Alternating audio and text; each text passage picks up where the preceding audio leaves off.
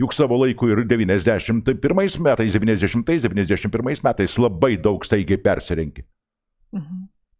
Tai buvo centro komiteto nariai, o paskum tapo tokie aršus konservatoriai, kad ponė Dieve. Mes esam pritvinkę savyje ideologijos rusofobijoj, pripažinkime tai, pripažinkim šitą variantą. Mūsų net ir pagyvenę žmonės ir panašiai, visiškai nesenai man irgi teko kalbėti, jie kalba tai, kas jiems yra duota per televizijas, tai, ką kalba mūsų politikai, o jie kalba siekdami savo tikslų, tie, kurie veikia šiai dienai.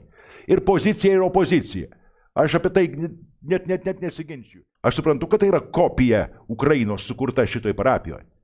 Bet juk kažkas turės būti viršui, tam, kad šitą viską.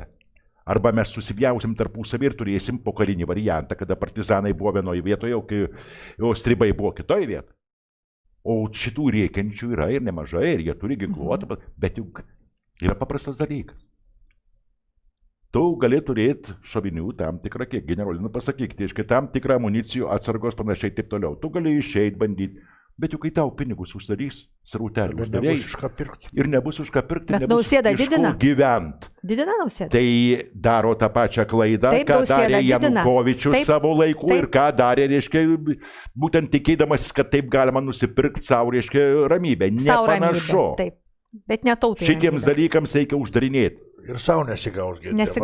Ne. Jie yra įkaitai, jie numaštuom, o pabaiga bus visiškai aišku. Tokiu atveju bus pabaiga visiškai aiški. Bus taip kaip Ukraina.